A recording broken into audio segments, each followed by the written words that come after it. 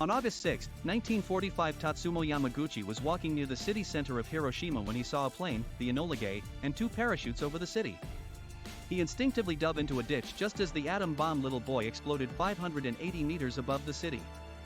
The ditch's shielding spared him the worst of the heat and debris that killed 70,000 to 80,000 instantly. Totsumo was 3 kilometers from ground zero, and suffered ruptured eardrums, temporary blindness, and severe burns. Totsumo staggered to his feet after the initial blast, his ears ringing and his eyes struggling to adjust to the darkness that had cloaked the city. He had been badly burned and was surrounded by falling debris and ash, and all he could vaguely see was a mushroom-shaped cloud rising high above the city. He stumbled in the direction of where the Mitsubishi factory had stood and managed to find 2 of his colleagues who had also survived the blast. They spent a restless night in what remained of a building in the company shipyard before emerging the following morning to take stock of the ruined city.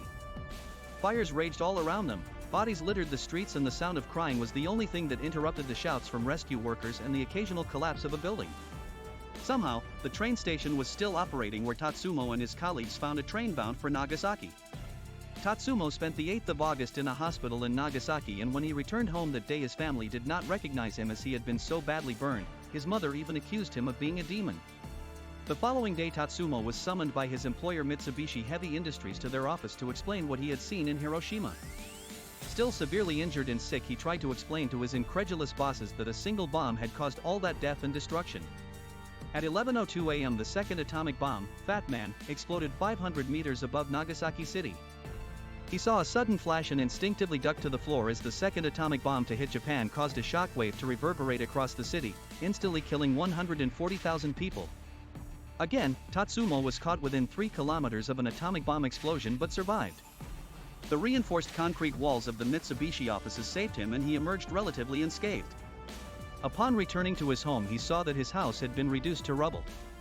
But in a remarkable stroke of luck, his wife had been out shopping for burn ointment with their son the moment the bomb fell. Despite radiation exposure, Yamaguchi lived to 93.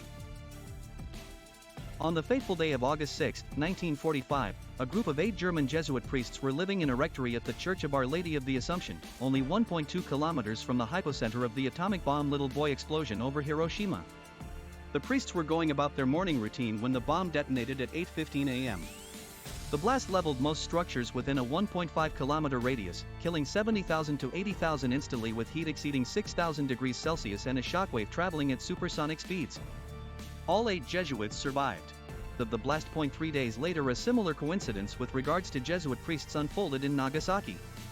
The novitiate of the Society of Jesus was 1.4 kilometers from the atomic bomb Fat Man detonation. The Jesuits emerged largely unscathed as their building withstood the explosion and so avoided the deadly thermal and radiation effects. Another coincidence is the date August 6, the day that Hiroshima was wiped out by the first atomic explosion over a Japanese city, is also the feast day of the Transfiguration in the Christian calendar.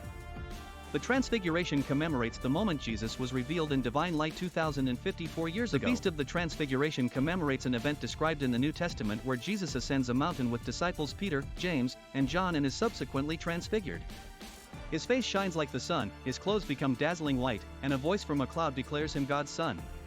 It's a moment of revelation, light, and divine power, often interpreted as a glimpse of Christ's glory and a foreshadowing of resurrection.